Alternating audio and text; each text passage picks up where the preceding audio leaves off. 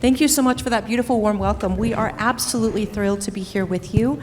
I've got one question. Do we have Molly in the audience? And we don't. Okay, so again, thank you so much. Just as we just heard, many of you are sitting in the audience today, and maybe you've sparked an idea on the way to the conference, or maybe over the course of this week that we're here together, you may have an idea. And so we are here to unlock the absolute genius that's on this panel to speak about what happens when you go from that little idea at the breakfast table in the shower, and how do you make that into a company? And what are the key things and watch-outs that are along your journey? And how do we support you with how you're going to make that idea go from idea to life? So I have this extremely distinguished panel with me here today, and I'm so thrilled to introduce you to Krista Moon, who is the president of Ascend Business Growth, who is a partner of HubSpot, a CRM system. Welcome to Kristen. Give it up, everyone. I heard you talking, right? I'm also super thrilled to introduce you to Howard Lim, who is a business and brand architect and leader and CEO of How Creative. We've got Howard here. So we have another entrepreneur in the house. We have Jasmine Nelson, who is the CEO and founder of Umber by Jay Lene, who's right over here. Thank you for coming. And you've already had an introduction to Justin Zedenko, again, CEO and co-founder of Signer Fuse Incorporated. Well, welcome Justin back to the panel. All right, so I'm gonna move this mic so I don't sit on it. That would be awkward.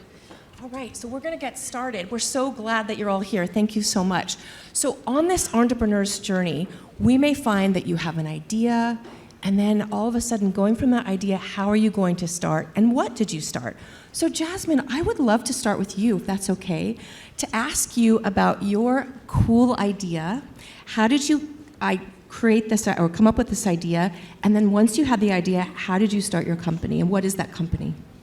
Sure. So how many of you know what PCOS is? Okay, I see y'all.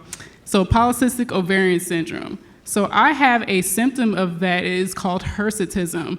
And that is where I could grow facial hair on my face and look like a guy. It could be real intense. So what happened was in my teenage years, I started developing a lot of facial hair, and at some point I did electrolysis and I did laser, and it just did not work out for me. Matter of fact, it stimulated more hair growth. So not to say it doesn't work, it just didn't work for me at the time. So what happened, I had a lot of time on my hands. I was a stay-at-home mom, so I took advantage of my time, and I started doing a lot of research. I started looking at holistic and Ayurvedic ways to reduce this hair naturally, and I came up with a product that is a natural, all-natural hair inhibitor for women like myself that have hirsutism. Now, I'm gonna be 100 with y'all. I was not trying to start no business. This was on accident. But what happened, I made my product for myself, and my sister also has hirsutism, and my mother, my grandmother, so I had them use my product, and they motivated me to start a business and help a lot of women around the world. Been in business for about 5 years now. Very successful. I'm happy about that. Again, that was a surprise to me, but thank you. And so that's how that started, on accident. Wonderful. Thank you for giving us the introduction to that, Jasmine. And I know we're going to hear more about her journey about bringing that company to life along our panel. So Justin, I know you already gave a talk, but would you like to speak a little bit about what sparked your interest to go into pain management, company and pain management? Thanks, Justin. Yeah, so I actually was looking at investing in a restaurant that ended up failing during COVID.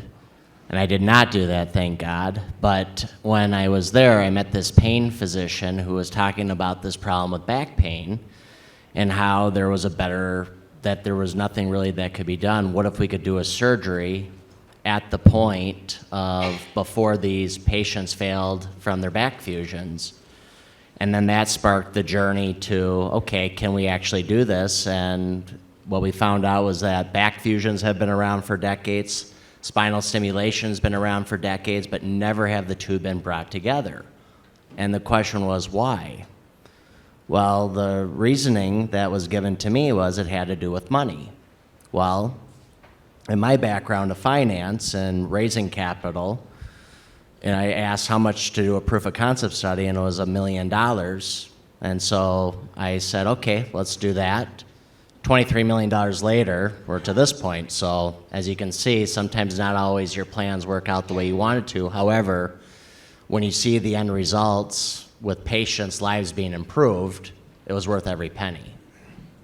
That's beautiful. Again, scratching your own itch, we say, right? I'm also an entrepreneur on this panel, and I'm going to speak very briefly about my own journey. And both like my two fellow entrepreneurs on the panel, I was also trying to solve a problem, or maybe what I call a wicked problem, in that I live thousands of miles away from my aging father, who's 88, and I know as he gets older and wishes to remain independent, I was having a very difficult time finding products and services and support to enable him to live at home independently and live safely at home independently. And so I actually have a co-founder, so I know that Justin's also a co-founder.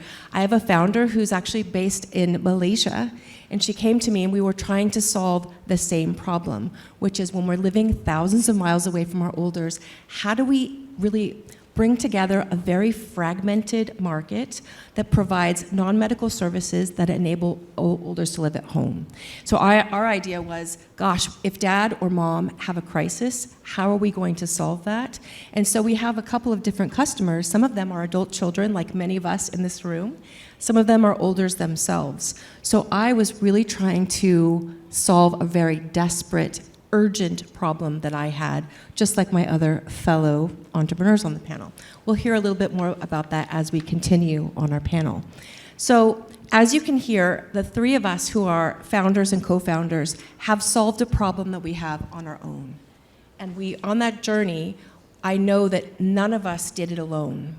We started companies boldly, we had a lot of help along the way, and each of us has now developed a brand that customers love. And it's really a delight to delight those customers.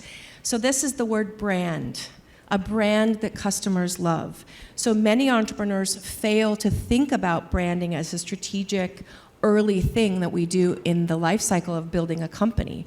So we're super excited that we have this brand expert. I mean, guys, he's like done branding for Disney. So like everybody pull up a chair and listen.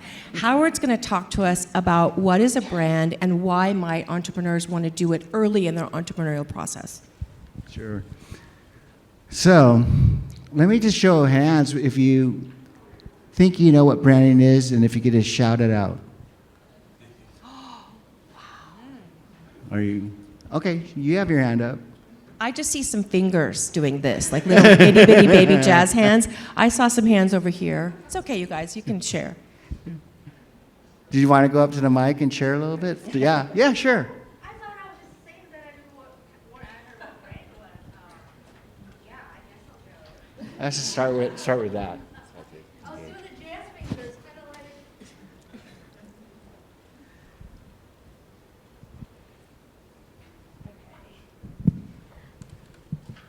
For me, branding is like the message that you want to put out, that you want your product to represent. And so I guess for my brand, it's about forging your own path and own it. So when you think of your own pathway, it's like own it. So that's what brand means to me. It's like, what do you want people to know you by? So like Nike, do it. You see a sign, you're like, yep, that's Nike. So that's what brand is to me. That's great. Good. That's very, very good. So yeah, a lot of people don't know. That's a great answer, by the way, and that's definitely part of what branding is. There's actually 37, I should say, ingredients, DNA ingredients to build a Fortune 500 company. That comes from my background. It's like representing Disney, Apple, HBO, Xerox, so forth and so on. The point being is that branding's for everybody. Here's the thing. Most people right now are branding without even knowing it. In fact, if you have a product or service right now or information that you're sharing, you're branding. Here's the question. Are you doing it successfully or not? Unfortunately, over 95% of companies are not branding in a way that's actually working for them. It's actually working against them. Okay? So there's three major components to branding. There's what's called the strategy. What is your positioning? So this is for you guys. I'm not here to talk about me. It's about you. So think about this and write this down. What do you feel is so unique about your product and service that's so distinct from everybody else? Let me just give you an example here. It may not always pertain to the health space, but nevertheless, it doesn't matter what industry you're in, it's applicable. So when FedEx came out, they had to distinguish themselves from the post office, right? The post office already had an image that and they still do, that they're not reliable and it takes forever to get your mail, and a lot of times it gets lost, correct? So FedEx decided that there's an opportunity to differentiate. So another element to branding is to differentiate. So what they decided to do is to create a system where they could deliver a package knowing that men and women, specifically businessmen and women, can get their package or letter overnight, especially when it comes to contracts, right? That they could get overnight guaranteed. So their core position was absolutely positively guaranteed overnight. By that itself, being that clear with their message, what you're talking about message, but it first has to start with the position, they got known very quickly of how they differentiate from everybody else. Now, why is it important more than ever before to be strategic and think of the strategy first about your position? Because there's more products and service out than ever before. The shelves are super crowded for everything. So I remember back in the 70s, you know, we buy cereal, there might be like, 5 or 6 different brands. General Mills would be one of the bigger ones, right? Now you look all the different products out there around cereal in itself. And that's just one small category within, or segment within a bigger category, right? So the point being is this: you gotta first distinguish yourself, and you have to think about what is your positioning and how are you going to frame it. What she's referring to is your core message. What core message are you going to use to help speed up the acceleration of what makes you unique and different from everybody else? Colors, there's 2 parts. There's a part that is the tangible and intangible, but they all build up what's called brand equity. So the first part, like I mentioned, is the strategy, which is about positioning and framing who you are and coming up with your core message, which distinguishes you from all others. The other thing, another key component, is what are you going to promise people? And you got to be consistent with that promise, and you have to deliver on it. Let me just give you a quick example with Nike. So Nike, the reason why they came out with a tagline, "Just do it," is because they realized that all the famous athletes, especially like, let's say, NBA or whatever it may be in sports, these athletes are wearing Nike shoes, and you have direct access to the same shoes. You have no excuse but to get off your butt and just do it. That's where that came from, okay? So, but in fact, Nike, Phil's, the gentleman that actually owns Nike, didn't even understand branding, and he didn't think it was necessary. But of course, after the first years of advertising his position, it rocket shipped his brand, okay? So just because you don't understand branding does not mean it's not important. In fact, if you talk to any big company, branding is going to be your most important asset you can own. So Okay. Howard, I've got 2 questions for you on this. So as this is a conference around health, and many of us have ideas around starting up companies that are health related or wellness related, do you see that there's a difference in how a company would do branding in health or in the other industries that you've talked about, like in FedEx or Nike or sportswear, FMCG? It's all the same. At least the motto I use is first, what is your position that's positioned you from all others in your industry, whether health, whether food and beverage, whether technology. The second component to this, okay, is what kind of identity you want to create that separates you from all the rest. Like Apple products, it's very distinct from all the other PC products that are out there, right? Okay, it's based on a philosophy which is minimalist design, okay? So it's actually timeless. It's actually brilliant what Steve Jobs had created. So no, it does not matter. The point being is like, how are you positioned, and then how are you reflecting that position with your identity, meaning like your website, the company name, the tagline, the colors that you're using. So here's the thing I see constantly. A lot of people, I don't know, I've helped out literally over 100,000 entrepreneurs the last 38 years. Here's the point being, it's the same thing I see over and over and over again. They tell me they have the best thing since sliced bread, right? But I go to their website, they're telling me like an 8, 9, 10, 10 being best, but their website looks like a 3 or 4 at the best. Yeah. Guess what kind of signal you're sending, right? I have one other tiny question, which is, because we're talking about startups. So again, maybe startup founders like ourselves don't have a lot of resources, or we never have time, right? Is this something that we should do at the beginning of our entrepreneurship journey, or is it something that we do later after we've raised our multiple millions?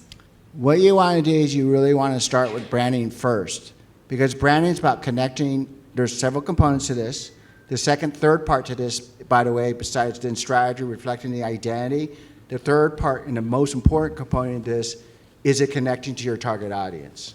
You have to consider that at the very beginning, because what happens is that most companies, when they consider and they think branding is the same as marketing, and it's not.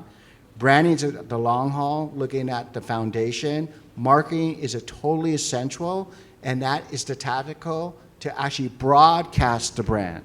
Okay? So for startup companies, entrepreneurs, you really want to think about the brand at the very beginning, because what it will do, it'll cut through all the clutter and get you more known to all your stakeholders. And that means investors, by the way. And investors start to see that you're differentiating, and you actually show your prototype, how it differentiates, how it cuts through the clutter, because it's created as a brand, not as a product. It changes your relationship, quote unquote, to all your stakeholders. Mm-hmm. Excellent. Thank you so much. So that's super edifying for all of us. Thank you. So we're talking about creating, from idea to startup, a brand that customers love.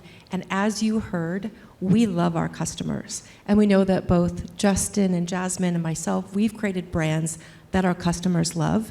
And we love our customers, right, Krista? So one of the things we want to talk about is in loving our customers and understanding and listening to them and really demonstrating that, there's this thing called customer relationship management. Now, Krista is an expert in this, and otherwise known as CRM, if you're not familiar with the term. Krista, what is CRM? What is this thing? Yeah, so I use this tool called HubSpot. So once you have your idea, and then you have a brand, which I'm 100% in alignment with Howard, that you need to do that first, because companies will call us in and say, oh, we want to get more customers. Oh, we need to let people know we're here. We need to increase awareness. Can you help us? Because that's what our agency does. We're a sales and marketing agency, and we help companies push the brand out. And so then the first thing I ask is like, okay, I need your brand guide. What is your positioning statement? What is your messaging? Because I can't do any marketing. I literally cannot do any sales or marketing unless I have that information, and they frequently don't. And so then we're struggling, and then nothing turns out as well as it could be if they would have had that at the beginning. But so we take your brand information, your identity, and we help you put that online in the way that Howard was saying. Create your website. I would work with a brand manager to create the logo, the graphics, the colors that align with your identity. And then we put them on the website. That's one step. On your social profiles, in your email newsletters, like make it all cohesive. And then the main thing though is you need a CRM, because the whole purpose of the whole reason we have a business is to connect with customers, to connect with people. And this is the lifeblood. This is the gold of your company. And I don't think a lot of startups realize how important this is. If you're trying to manage this on a spreadsheet, oh, I'm going to list all my investors on a spreadsheet, and then I'm going to mark on a column the last time I contacted, if you ever do that. Or I'm just going to go into my email, and I'm going to say, when was the last time I contacted this investor that said 3 months ago to contact him because he might be interested in investing once I have X, Y, and Z in place. Like, trying to manage all that without a CRM is going to make you insane. And so we help you figure out, how do I take all these contacts, put them in a system, organize them, and then how do I follow up with them in a way that makes a lot of sense, that's very efficient, because as entrepreneurs and business owners and small sales and marketing teams, we don't have a lot of time. And so to try to dork around with many different technological tools like a WordPress, a MailChimp, your spreadsheet, your Google Analytics, and all these things, then you're jumping all over. You have to learn all these tools. It's really difficult. So that's why a tool like HubSpot is so great, because it's a one tool that does everything, but then you need to learn how to use it, right? A tool is only a tool. That's just all it is a tool, but you have to learn how to use it.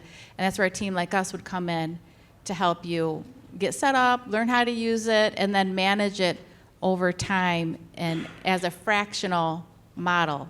So as a startup, an entrepreneur, you don't have money. You can't afford a full-time CRM administrator, full-time marketing, full-time VP of sales, and all these people. It's way too much.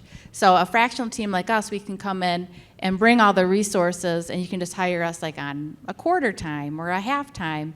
And you don't just get one person. It's so cool. You get like all the people you need for the price of one to help you get all this technological and then things set up to launch your brand. So I would just say in the wrap, if you don't have a CRM or you have a CRM and you're not using it very well, to take a look at that in 2025 and how can you really streamline that, because it's going to help you get a lot more customers and a lot more relationships and awareness. Yeah.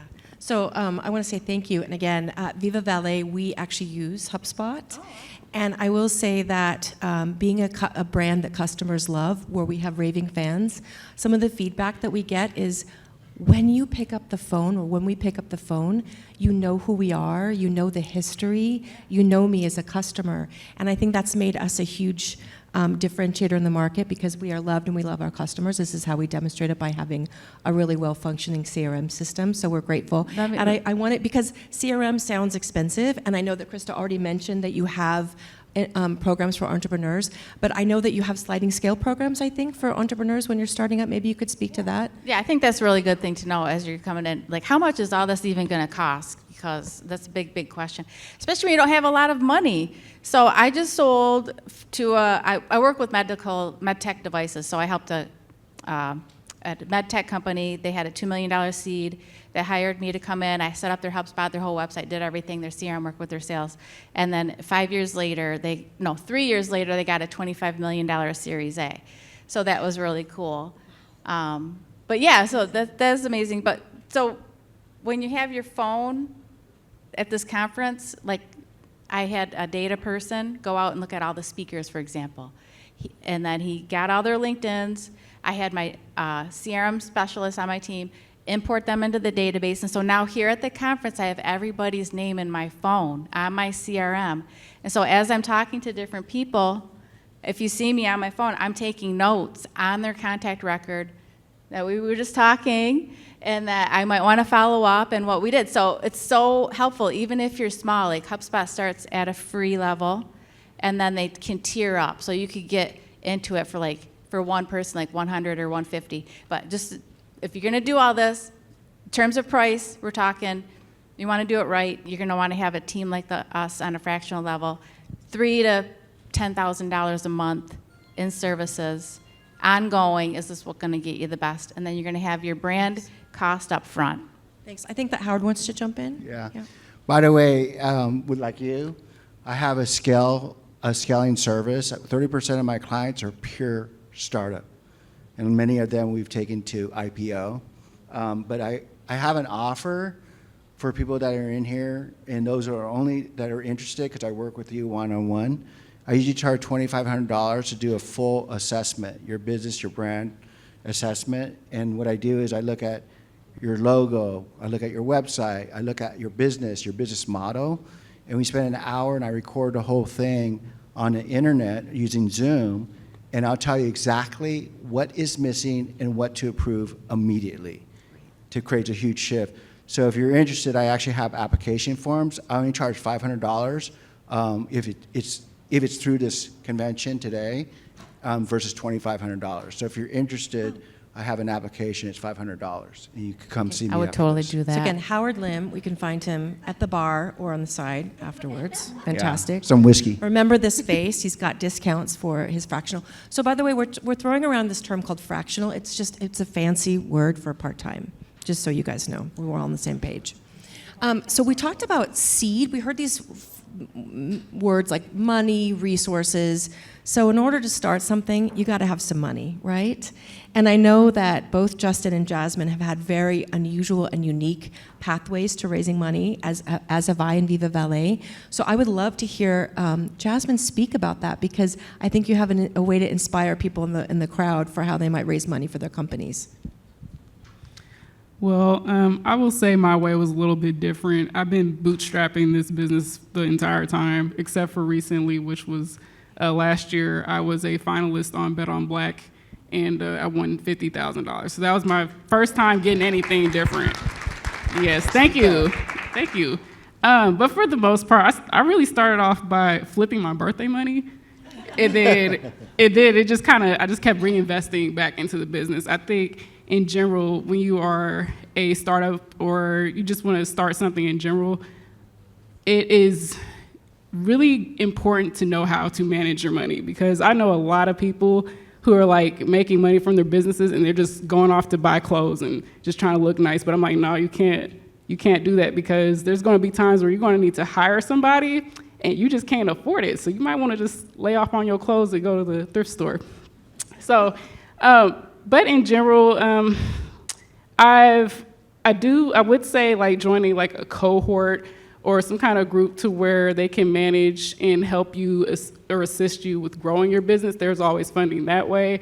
Of course, there's grants of, if you could figure out programs that actually fit your niche, that's a good way. I mean, there's a lot of pitching competitions. I personally don't do pitching competitions because that's just me, but people are really good at being able to tell their story in person. Y'all may not notice, but I am a little nervous up here. But for pitching people who are really out there, that is a really great idea. What are other ways? Oh, and I feel like the best way that I was able to get funding was telling my story. That is going on to the branding. Telling my story was the most important thing. I am a part of a different type of generation where I have been relying on social media, and now I'm trying to break from that, because how long is that really going to last? But telling the story and spreading the awareness of what you do in a way to where you can relate to your customers, I think that's number one. So That's a beautiful thing. I would say that finding a way for the founder especially to tell the story, because each of us have talked about how we're connecting to a problem that we're trying to solve. I'm trying to solve something for adult children and for olders. So really staying connected to the passion you have for that vision really helps with funders. Justin, do you want to share a little bit of your journey? I think you talked about venture funds, right? No venture funds. So we've raised over 23 million, close to 24 million now. So I was never able to convince venture funds or private equity to invest in any of the ideas that we had.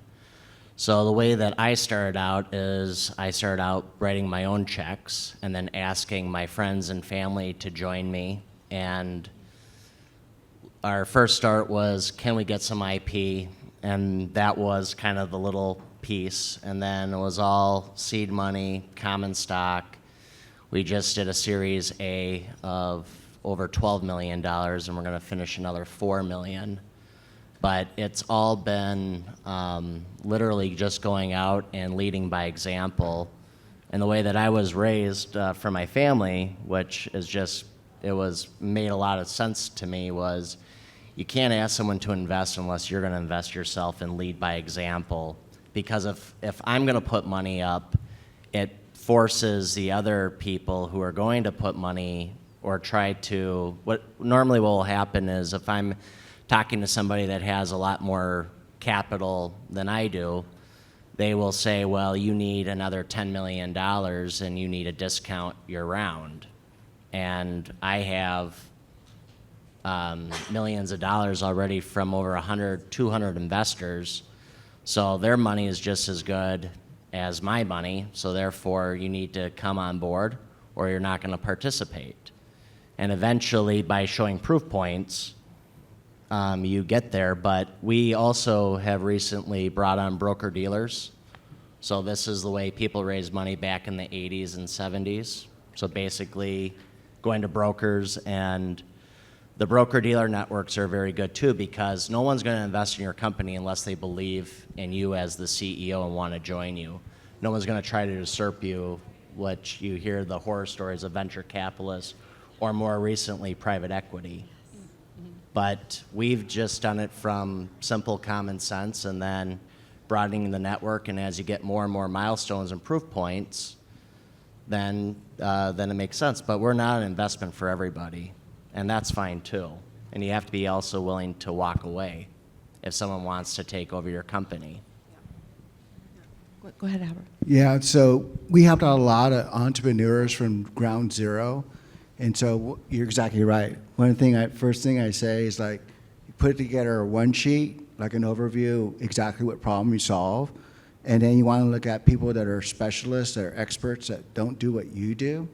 But the point being is this, that you want to look at creating, if you have a product, you want to create a prototype. And now with 3D rendering and 3D models, it makes it so much more easier to create a prototype. I need to give you a real example. Optic Watch, they're a client of ours, and like they're all over the world now, and this is over the course of like 7 years. They started from zero.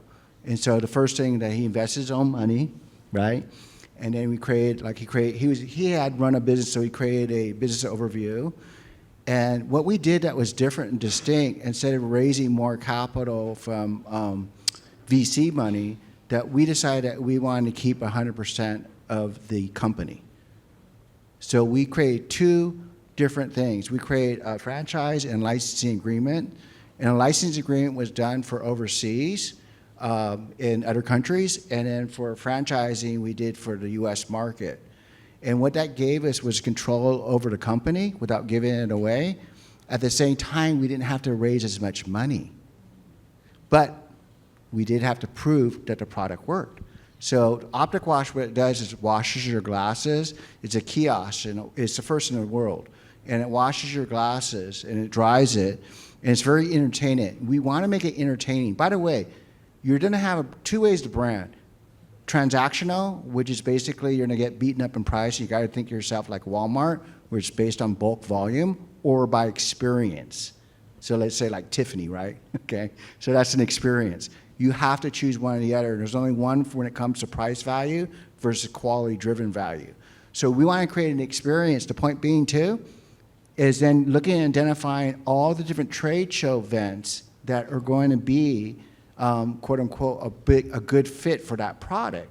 And then when you go to the trade show, it wasn't about going to trade shows, it's actually having a booth that resonate with the people that you're looking for. In this case, we went to Spree, and we're looking for the 3 biggest mall owners in the world. We had 5 of them come by that said they wanted the product. So it's all about positioning your product, but showing that your product works is really, really important when you're talking about a product. And there's also a way of doing services. But I just want to tell you, there's different ways of raising money, of getting your product out there and still keeping control of your business. Yeah. And again, thank you for anchoring on the power of a brand, not only for really the selling and the marketing, but also for the raise, because a powerful brand is most likely to reflect the founder's story, like the two of you have identified. I know the same with us in Viva Valet is that our founder story is one that many investors relate to. So I'm often I'm on the other side of the table with a fellow adult child who has aging parents that they're trying to solve the caregiver problem for and to provide service for in their homes, or even digital solutions that are accessible for them. And so I know that having a really solid brand helps us in our fundraising round. So we spoke about, and I love the heterogeneity of how we're doing this, of how we're raising money about these very cool ideas that have become companies that customers love. So let's say Jasmine started with flipping the birthday money. I think we all need to remember that, right? Flipping the birthday money, family, friends, really, and also as quickly as you can get to monetization and to be sustaining. Self-sustaining is really the dream. Other mechanisms that we are using or other entrepreneurs are using, if you didn't get that TV spot like Jasmine did, for example, wink, wink, is that you can use grants. So many state and federal grants are available, especially in the health and wellness area. That's what this panel is all about. So if you are especially developing work around AI, digital health, type of work, there's a lot of grants that are available, again, state and federal. And again, that's early seed money. It could be like $5,000 to do a proof of concept. So we're talking about, you spoke earlier about prototyping a concept or a product. Even if you're going to develop software as a service, that's also a medical device. So you can get a little bit of seed money to actually develop that as well. And again, those grants don't require you to pay the money back. So that's really nice for those of us who have ideas in the room and want to develop those concepts. And again, really high net worth individuals, or otherwise known as family offices. This is another mechanism that we're using, and I know other entrepreneurs are using. And I think to that, there's many women in the room who I'm sure are sparking ideas that want to start a company. What's very interesting with the world of family offices is many men who run those family offices are unfortunately leaving this earth. They're passing on, and they're often leaving the family office administration and management to their surviving wives. And so what we're seeing is a huge transformation in how family office money is being spent. So Justin, for example, said watch out for VCs and also private equity, because they're very strict with how they're actually arranging how they put their portfolios together. You have to fit into a very tight category. But if you're looking for something under $500,000 or less, a family office is actually far more forgiving. And they're also looking for something that's more purpose-driven. And ladies, we can all agree, right? Because very often if the women are leading this, they're actually reinvesting their portfolio into more purpose-based and often health-based businesses. So I think that's really encouraging for all of us who are thinking about that. I think you had another comment, Howard? Based on what you're saying, she's right on the money, by the way. Purpose-driven is more important than ever before, because I don't want to break it down, but we have 4 generations that are buying power, and you have to talk to their psychographics right now versus demographic. But the point being is that when you have it purpose-driven, you got to think about another key component to branding, your philosophy. The philosophy is what gives you purpose. And she's actually right. It doesn't have to do with money. It's like, what difference are you trying to make with your product? You get that? When those are the ones that when investors want to invest, they're investing in you and your purpose and the way that you're driven based on what is your philosophy. Why are you doing why you're doing it? Okay? What are you doing and why are you doing it? Thank you so much. Justin, you want to jump in? Oh, the only other thing that I would add to everything you're saying is, if a lot of my investors, they want to know what is the exit strategy. And what gives them a lot of faith in what we're doing is I'm the largest shareholder, largest investor in the company, and I've put myself purposely aligned with my investors. So therefore, I'm not going to do anything that's going to hurt me or put them at a disadvantage. And I think at the end of the day, investors want to know that you're not going to just, take the easiest way out or deal. They want a return on their money. And if you are purpose-driven, if you are aligned with your shareholders, it makes it for a very, it makes it for a purpose-filled journey that doesn't just end with a number. It ends with how are we going to get there and making sure everyone gets a return. Right. Fantastic. Go ahead. I just wanted to jump in real quick, not on the money part, but Justin, you said you had 200 investors that you're trying to manage. These are a lot of contacts, okay? There's investors, there's money, there's communications, you have to give them information, newsletters, you might want to send them something once a month or once a quarter. A lot of things that you need a CRM for. Even if you are only at the investor stage, you can get it for free, it doesn't cost anything. I just don't want you guys to struggle with trying to manage all of these relationships. Yeah, thank you. That's super helpful. Thank you for adding that, because I was thinking the same. Wow, how do you manage the 200? But again, this particular brand and other brands of CRM can really easily manage that for you. We're talking about culture, purpose, and of course, companies are run by people. We're founders here, and then there are people that help us run our businesses. So I wanted to speak to Justin and Jasmine about people as a driver of culture in the companies that we founded, and also where are you finding those people? We talk a lot about fractional or full-time folks. Where are great sources of talent that you're finding for your business? It's definitely trial and error, because I've fired quite a bit of people. Like if you're in here and you're thinking about starting a business, really vet the people. I mean, when you're going through the interview process, people are going to fake it till they make it. So, I mean, I would give them like a 3-month trial, honestly. But in general, yeah, I find people on Fiverr, I find people through mutual contacts, I find people just talking to them out in public. I mean, there's a lot of ways, but it would be good to find someone who is able to adjust to all the changes that's going on today. For example, like I mentioned social media, I use Meta, and that changes all the time. So if you could find someone who could adjust to all the changes easily, that's one you should keep. Say again. We've got 10 minutes left. We're gonna get to Justin, and then we're gonna go to questions. Oh, you have a suggestion? Okay. Do you want to go ahead and say that now? There's a microphone right here Yeah. in the center. So everyone can value from your questions Yeah. or It's your right. Can you- answers. Okay. Speak very Okay. loud. So I developed a couple years ago, because I run where I need therapists, and some are just doing it for the money, some are doing it for that. How do you figure it out, right?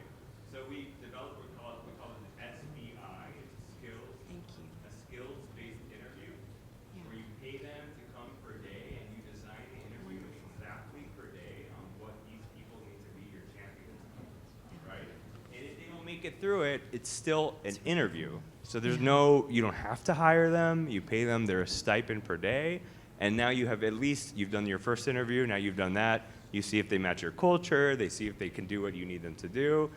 And then you don't have to worry about hiring the ones that don't know how. I will be grabbing your card, sir. Yes. Again, we'll meet you in the bar right out here. Justin, you want to talk about talent? Yeah, so my approach has always been through my own network, and if I get a reference or a referral from someone that I know and I trust. But in our industry, it's heavily regulated by the FDA, and we work specifically with spine surgeons. We start off with pain physicians, and spine surgeons are a unique individual who, are very talented, very good. But what it really comes down to is the chemistry and the trust with the people. And I have my chief medical officer who's here today, and he's in the room, Dr. Rohan Lal, who is a top spine surgeon at M Health Fairview. And it just so happened that we clicked on chemistry, because if you don't have chemistry, it's going to be a terrible experience through hell, because you have to be able to trust that person, you have to be able to rely on that person, and you have to have tough conversations. And it's not pretty stuff how the sausage gets made, but at the end of the day, if you have to see these people at nighttime and take them away from their families, you better have a good relationship and working relationship with them. Otherwise, it's not going to work. And before you know it, you'll have coup d'etats on you, which I've experienced multiple times. But the reality of it is eventually you get to the right people who believe in your vision, and together you make something really special. And that's worth going through the trial and error. And don't be afraid to fire quickly. And if people have a problem with it, that's their problem. I think that's like a great mantra: hire slow, fire quickly. In some cases, hire fast and fire fast too. Right. I've done both. We've done both. So just thinking about what we do in Viva Valet is we have used 3 different platforms. We use Indeed, we use LinkedIn. That's our primary recruitment channel, which is very useful. And I think like many of us have had the problem where we get so many candidates, it's actually extra work and very difficult to sort through them. There's a relatively new, within the last quarter, platform that started called Mission Hires, which we've started using for recruitment.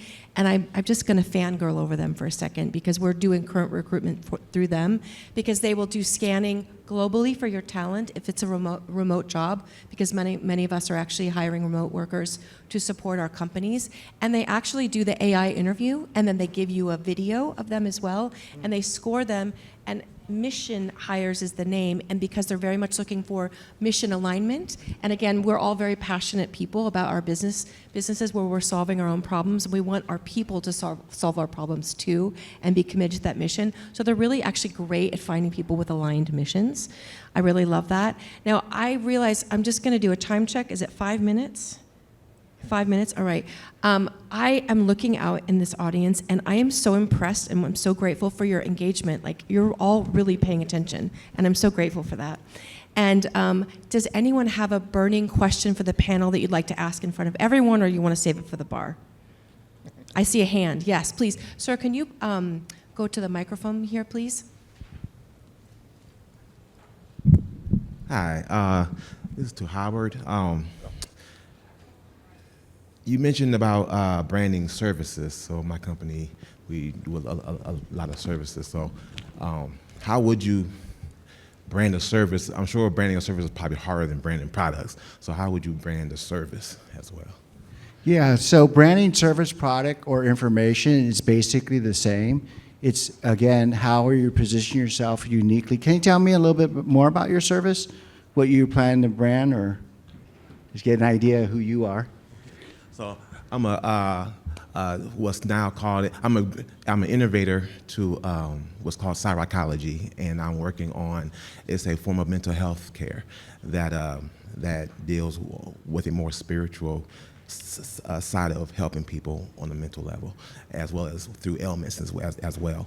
And so just trying to put that out there now to where people can take that approach as well as everything else that they're doing. Great. Let me ask you real quickly, what is the number one benefit of what you do versus what others do? The number one benefit is allowing someone to go within themselves to help themselves, to heal themselves. Got it. So it allows them to go within deeper in themselves. Right. Okay. And then what would be a result of that? The result would be self-healing. Oh. And to be able to overcome their mental conditions. Wow. See, that's cool. So what I just did was got to the heart of the matter. What is the result of what he's providing as a service? Did you guys hear that? It's pretty darn cool. Like, we're a full-service panel here, right? Like, we are doing all the work for you. That's cool.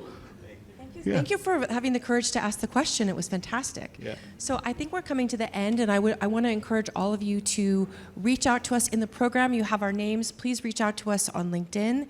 I'm going to ask each of my panelists to end with 3 words that if only you remembered 3 words from each of us, what are those 3 words? Justin, can we start with you? Well, that's good. Start with me. Or anyone. I'm so sorry. No, that's anyone no. who This is I didn't this mean to is- voluntarily. No, this is good. Right off the top of my head, it's vision, loyalty, and perseverance. Can I say my 3 words and do like a quick description of that? Does it have a dance? Because No, we'd love to have a no, I dance. don't dance. I don't dance on here. You Anyway. could sing it. Actually, sing it. No, we're not doing that either. So I'm gonna take Nike's thing, just do it, because if you have an idea and you're just sitting on it, it's literally very easy to just start. Like, I wish I had this idea for like 15 years. I could have started this 15 years ago. Just do it. If you're sitting on it, just start it. Oh, I would have to say 2 words: maximum potential. I would say love your customers. I'm going to square that, and I'm also going to say love your customers. We're so grateful for all of you coming today, and thank you to the panel. Everyone, fantastic contributions. Again, we are here, we're around. You can find us in the program if you want to link in with us. We are all part of this massive community to serve our customers and love them, right, in the health and wellness space. So we hope that this was of value to all of you, and thank you so much for your time. All right. Thank you. Thank you. Thank you. Thank you.